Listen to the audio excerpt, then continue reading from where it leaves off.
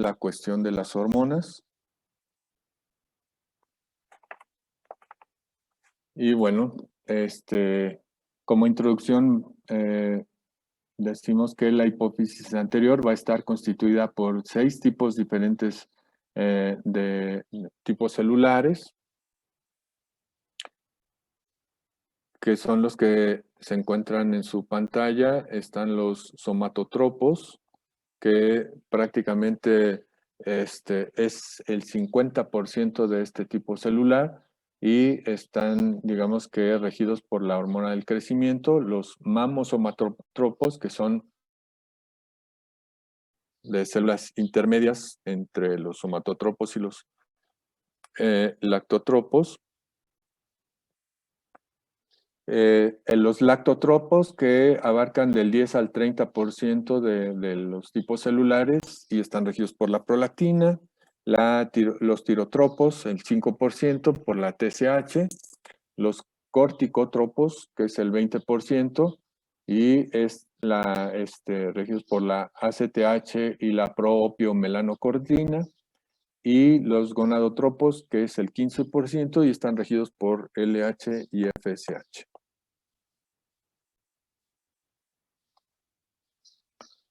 En el embarazo, los lactotropos pueden aumentar hasta un 70%.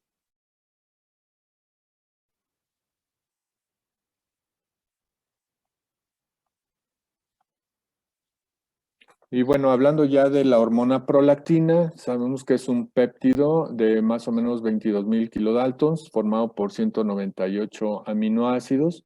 Está, como su nombre lo indica, producido por las células lactotropas, que abarcan más o menos el 20% de la adenohipófisis.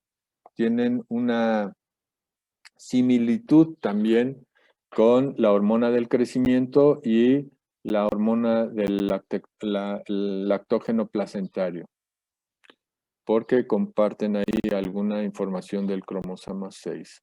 Durante el embarazo, por estímulo estrogénico, se estimula el crecimiento y replicación de los lactotropos y por eso va a aumentar la secreción de prolactina. De niveles de estrógenos y progesterona en el embarazo van a inhibir la acción de la prolactina sobre la glándula mamaria.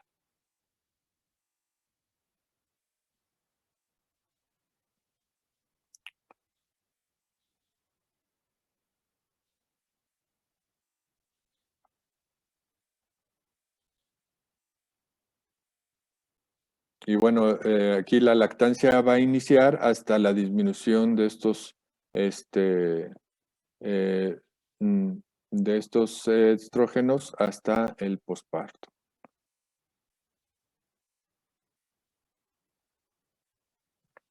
Bueno, pues la prolactina va a ser esencial para la lactancia. Van a haber receptores de prolactina en mamas, pero también hay en gónada, riñón, hígado y suprarrenales.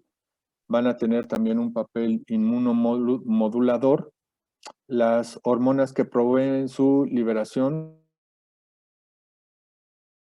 es la hormona liberadora de tirotropina, el péptido bacterial natriurético y una serie de hormonas, pues, que prácticamente pueden promover su liberación, pero en pequeñas cantidades. Todas estas que ven, oxitocina, vasopresina, opioides, bombecina, todas estas van a promover su liberación, pero la que principalmente estimula es la TRH. Los receptores hipoficiarios de dopamina, que son los receptores D2, van a mediar la inhibición de la síntesis y la secreción de prolactina. Así es que esto es inhibidor, no es estimulante, ¿sí? También pueden inhibir la secreción de prolactina, los glucocorticoides y las hormonas tiroideas. La concentración sérica normal en una mujer va de 10 a 25 microgramos por litro y de 10 a 20 microgramos por litro en el hombre. Esta va a tener una secreción pulsátil y va a empezar cuando tenemos un sueño de movimientos oculares rápidos, el sueño REM. eso es por sus siglas en inglés, Rapid Eye Movements. El pico máximo de prolactina que se produce normalmente es de 30 microgramos por litro y esto va a ser aproximadamente de 4 a 6 de la mañana. Su vida media va a ser de 50 minutos. Las condiciones que pueden aumentar transitoriamente la concentración de prolactina son el ejercicio intenso, las relaciones sexuales, algunas cirugías menores, la anestesia general, daño en la pared torácica, como puede ser algún traumatismo o incluso alguna lesión por herpes zóster en la pared torácica, infarto agudo del miocardio y otras formas de estrés agudo. Todas estas pueden hacer que aumente transitoriamente la concentración de prolactina. Y bueno, al final del embarazo se eleva 10 veces las concentraciones de prolactina y va a promover el desarrollo mamario.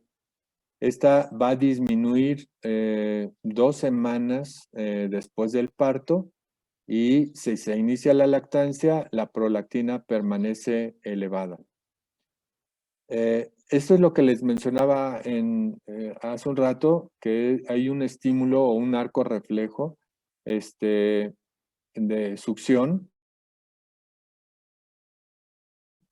Y este estímulo reflejo es más o menos de 30 a 40 minutos, de 30 a 45 minutos, y la succión va a activar las vías aferentes del sistema nervioso hacia el hipotálamo que van a inducir la liberación de prolactina. Y aquí tenemos en este esquema cómo se inicia con el estímulo, la succión del pezón va a enviar señales al cerebro y a través de la hipófisis se produce la liberación hormonal. La hipófisis libera prolactina y oxitocina al torrente sanguíneo y va a haber producción de leche que está estimulada por la prolactina en los alveolos de los lobulillos.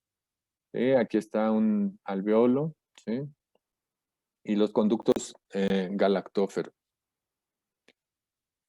Después está el reflejo de la eyección, que va a estar dado por la oxitocina. Y después va a haber el vaciado, que es pues prácticamente los senos galactóforos se vacían gracias a la succión y se vuelve el estímulo, ¿sí? Este es el arco reflejo de la lactancia o de la producción de leche. Y algo muy importante y que habitualmente se confunden en los exámenes, la prolactina produce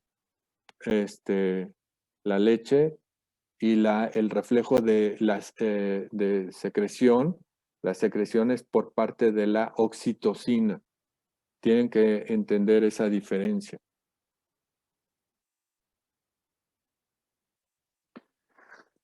Y bueno, pues la prolactina va a inducir y mantener la producción de leche, reduce la función reproductiva, ya que suprime la secreción de hormona liberadora de gonadotropinas a nivel hipotalámico y va a suprimir, a su vez, las gonadotrofinas hipofisiarias.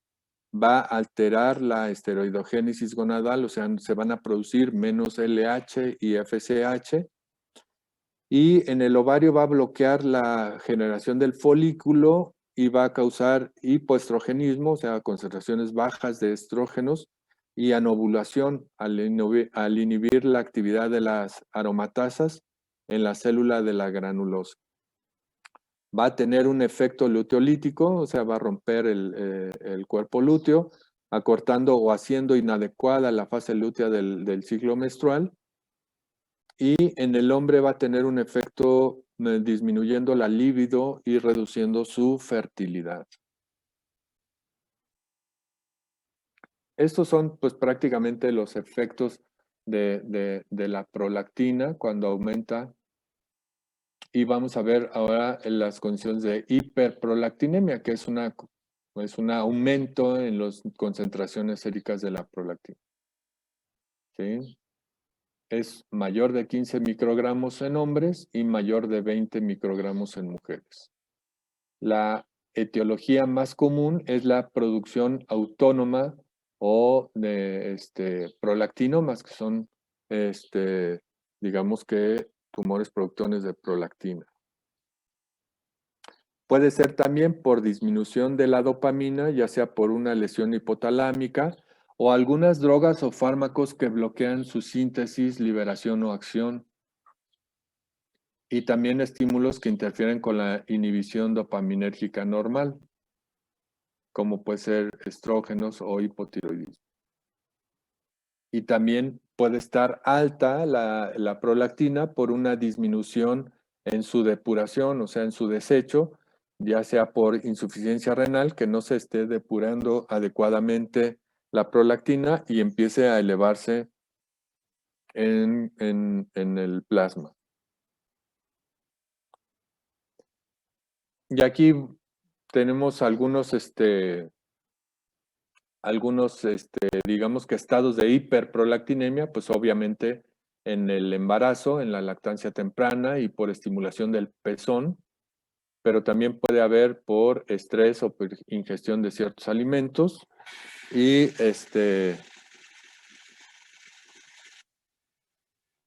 y en el sueño.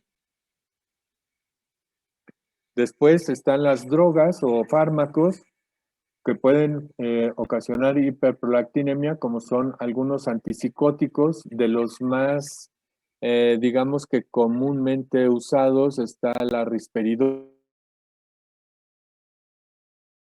la flufenacina, que son medicamentos que se usan en psiquiatría. Eh, el haloperidol también se usa bastante en los hospitales.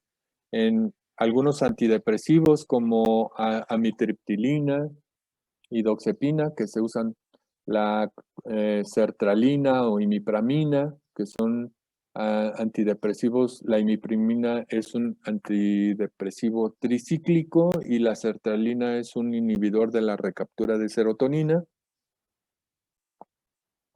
Paroxetina también es un inhibidor de la recaptura de serotonina. Algunos anticonvulsivantes como la fenitoína, antieméticos como la metoclopramida, la usamos mucho en cuestiones de gastro, por ejemplo, para evitar náuseas o problemas de reflujo gastroesofágico, o incluso se usa en migrañas. La metoclopramida es un medicamento muy usado y que puede ser la causa de una hiperprolactinemia. Aquí no tenemos mucha trimeprazina. Los antihipertensivos, metildopa casi cada vez se usa menos. Eh, bloqueadores H2 como la cimetidina. Entonces, todos estos fármacos pueden hacer que se aumente la producción de prolactinas. Y bueno, dentro de los estados patológicos están los tumores hipoficiarios, que son prácticamente los más frecuentes, los prolactinomas, y también hay algunos adenomas cromófobos no funcionantes que comprimen el tallo hipoficiario. Algunas otras entidades que no son tumores, como sarcoidosis o otros tumores que no son propiamente del sistema neuroendocrino, como craneofaringiomas, sección de tallo, silla turca vacía, aneurismas. Todos estos pueden ocasionar que aumente los niveles de prolactina.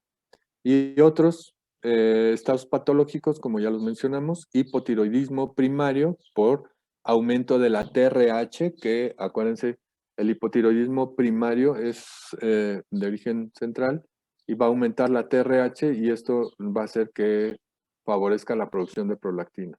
La insuficiencia renal crónica, que ya mencionamos que es por una disminución de la depuración de la hormona. En la cirrosis también por falta de depuración, traumas en la pared torácica y convulsiones. Y bueno, vamos a ver el adenoma hipoficiario, que es prácticamente el tumor intracraneal más frecuente, que se origina a partir de células productoras de hormonas de la adenohipófisis. Va a tener un comportamiento biológico variado dependiendo de la producción hormonal y la capacidad de invasión. Y por su tamaño se clasifican en microadenomas cuando son de menos de 10 milímetros centímetro, y macroadenomas cuando son mayores de 10 milímetros. Prácticamente el 100% de los tumores van a secretar hormonas de manera autónoma, o sea, no van a estar regidos por cuestiones regulatorias, inhibidoras o estimulatorias. Y esto va a ser la causa del exceso de hormonas. Y de los tipos más el somatotropinoma, el corticotropinoma y el tirotropinoma. Prácticamente una muy pequeña cantidad va a ser tumores no funcionantes, que no produzcan hormonas. Y en este caso, el problema no va a ser tanto hormonal, sino que el crecimiento de estos tumores va a ocasionar destrucción de células hipoficiarias, efectos de masa e invasión a estructuras vecinas.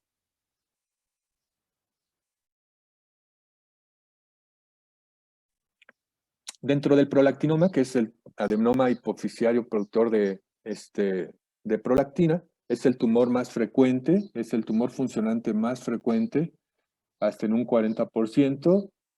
Es más frecuente en mujeres de 20 a 50 años. La relación entre mujer y hombre es de 10:1 y hay un exceso en la producción de prolactina. El cuadro clínico clásico es una mujer con oligomenorrea o amenorrea, galactorrea e infertilidad. Y en hombres hay una disminución de la libido y una disfunción eréctil. En ambos pueden ocasionar hipogonadismo hipogonadotrófico por efecto inhibidor de la hormona liberadora de gonadotrofinas y de LH y de FSH. Y bueno, todos estos pueden tener signos y síntomas neurológicos también.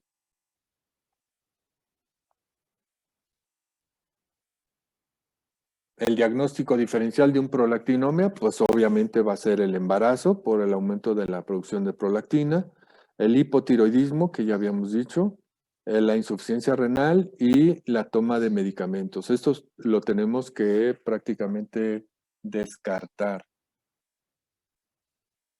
Ante la sospecha de un prolactinoma, pues obviamente lo primero que tenemos que hacer es solicitar los niveles de prolactina en suero, y si es mayor de 200 nanogramos por mililitro, estamos hablando de un prolactinoma, y lo tenemos que confirmar con un diagnóstico de estudio por imagen.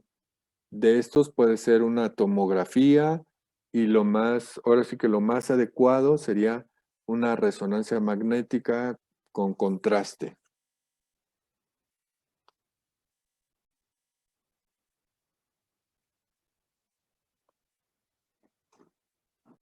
El tratamiento, bueno, para un microprolactinoma o digamos que un problema discreto, bueno, pues va a ser un curso benigno y va a depender de los síntomas, sobre todo de hipogonadismo y de fertilidad.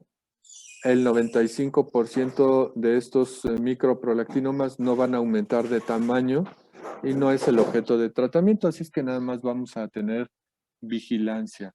Y hay que obviamente restaurar la función gonadal y sexual.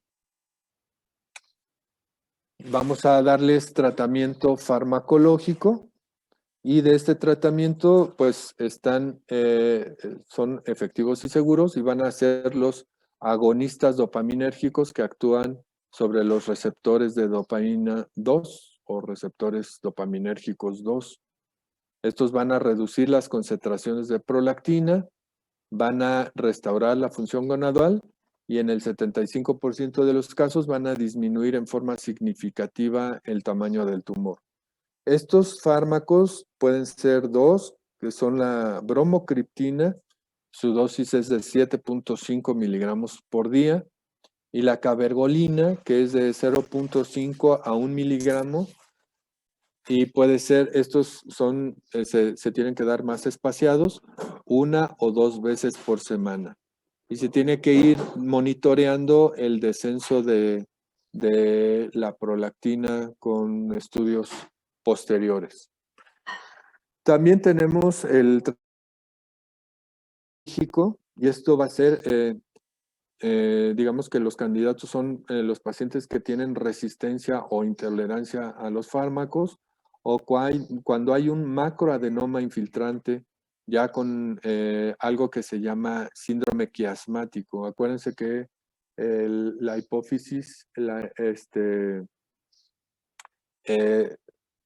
digamos que está muy cercana al quiasma óptico, y puede tener alteraciones de la visión, cefalea, algún dato de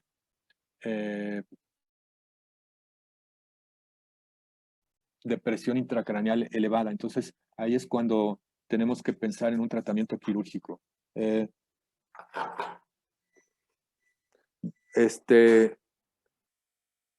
Entonces, bueno, eso es el tratamiento quirúrgico, aunque cabe aclarar que puede haber una recidiva hasta el del 20%. ¿Qué quiere decir esto? Que muchas veces se operan los pacientes y hasta en un 20%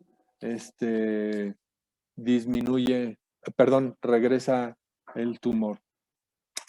Otro, digamos que modo de tratamiento es la radioterapia, aunque es todavía más rara, es poco frecuente que se dé, y esto es para tumores muy agresivos que no responden ni a fármacos ni a cirugía.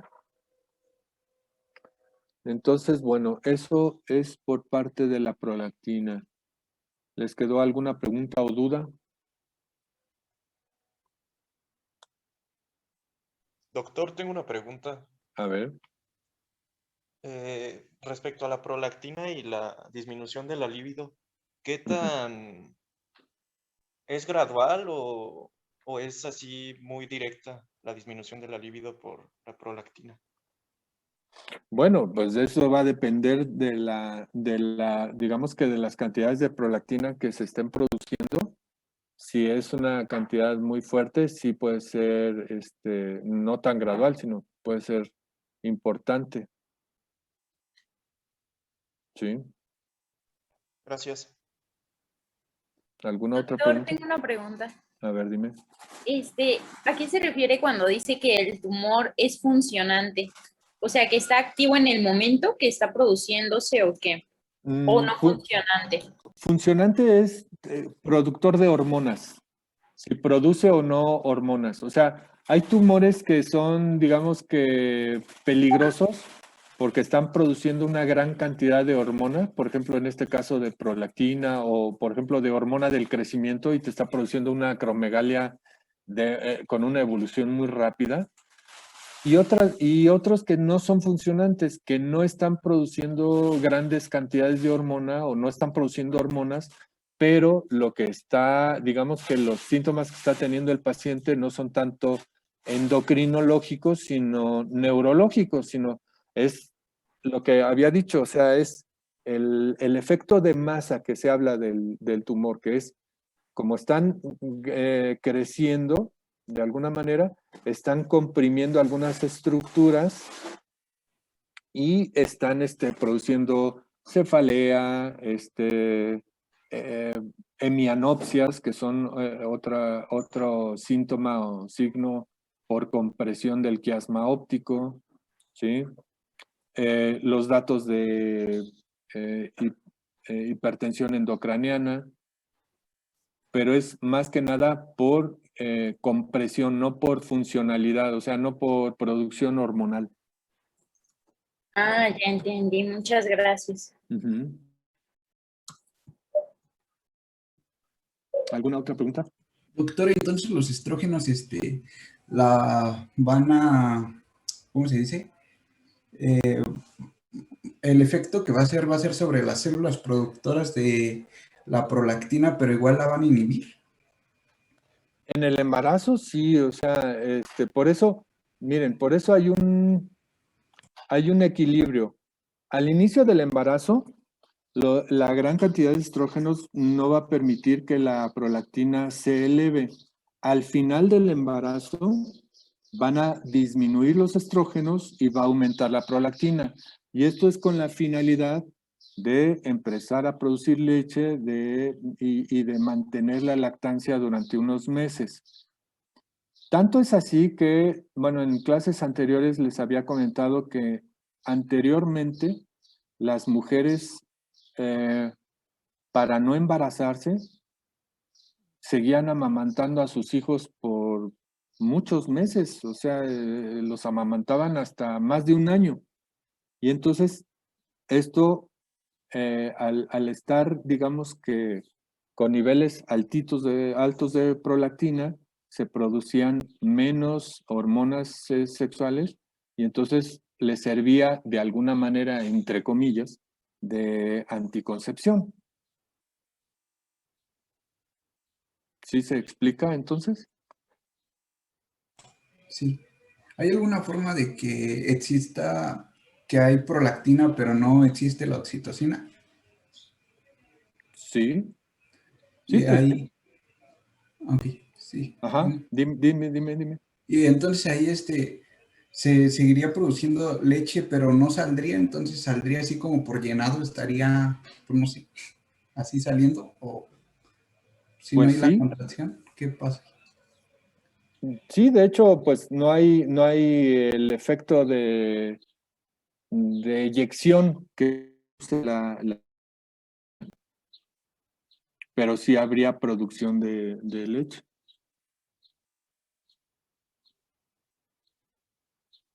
Hay veces que, digo, por ejemplo, vamos a ver en la propedéutica que muchas veces, o sea, hay lo que decía su compañera hace un rato, que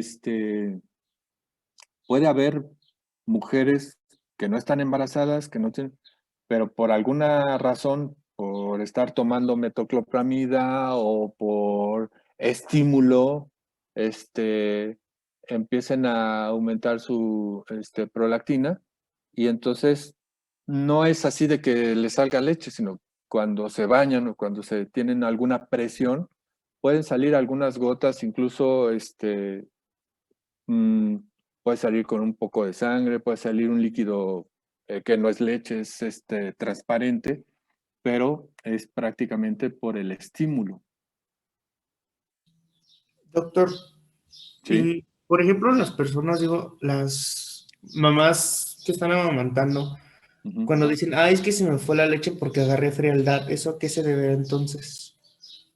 ¿De No, qué bueno, eso es que un batallan término mucho muy para amamantar? coloquial, es un término muy coloquial, pero realmente es porque falla ahí el estímulo.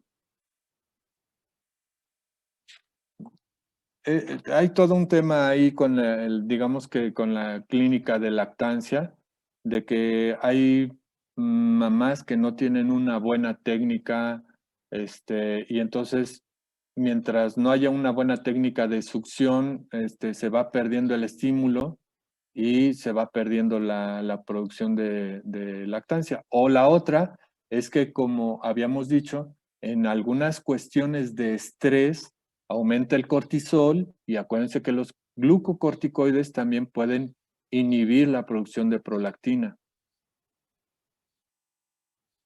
Eso también puede suceder, que sea por alguna cuestión de estrés o de mala técnica de lactancia.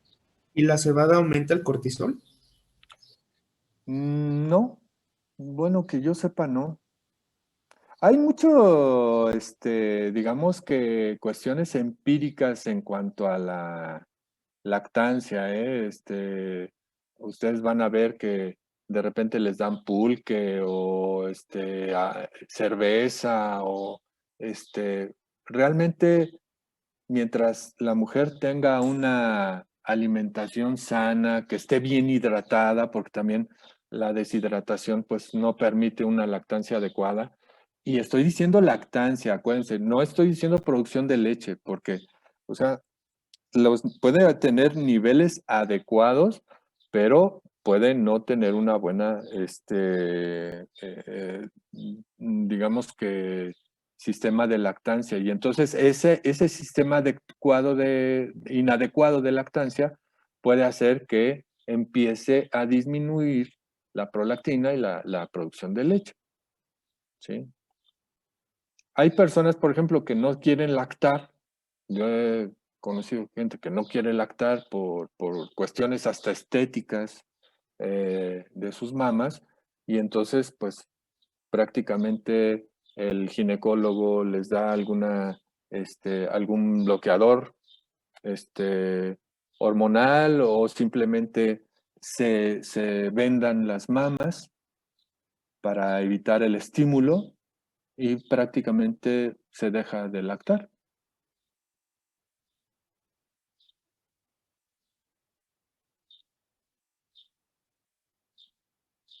Doctor, ¿y es posible que un hombre produzca leche? Pues por prolactina sí. Obviamente no va a ser la misma calidad de la leche materna, pero sí. Obviamente es una sustancia muy diferente, pero sí hay hombres con galactorrea. Y la estimulación para prolactina puede durar hasta 2 años. Bueno, es que en planes de lactancia dicen que es hasta 2 años. Sí, sí, ahora los nuevos planes de lactancia han ido aumentando. Antes eran de mínimo 6 meses, luego mínimo de 8 o 9 meses, luego 1 año, y ahorita ya están prácticamente hasta 2 años. Y sí, mientras haya el estímulo adecuado, puede ser, y sí, yo tengo conocidos así bueno, eh, gente muy longeva que cuenta que fulanita amamantó y todavía ya caminaba el niño y se pegaba al pecho de la mamá. Y no sé si conozcan ustedes así, sobre todo en las zonas rurales, es muy dado a que lacten bastante más tiempo del que lo hacemos habitualmente en las zonas urbanas. Doctor, ¿y se puede decir que, por ejemplo, todas las mamás producen la misma leche en cuanto a sus componentes? Pues obviamente que va a depender mucho de la alimentación, del estado alimenticio y del estado de salud de la mamá, pero en general, pues la calidad de la leche es buena en las señoras. Pero sí, digo, hay mucha diferencia por cuestiones de salud. Ok, gracias. Ujú. Doctor, una pregunta, la cantidad de prolactina puede ir disminuyendo conforme la mujer vaya acercándose a su etapa de menopausia, o siempre va a ser la misma. No, tienes razón. O sea, pues va disminuyendo, pero siempre manteniendo unos niveles de 10 a 20 microgramos, de 10 a 25, sí se mantienen. Ujú.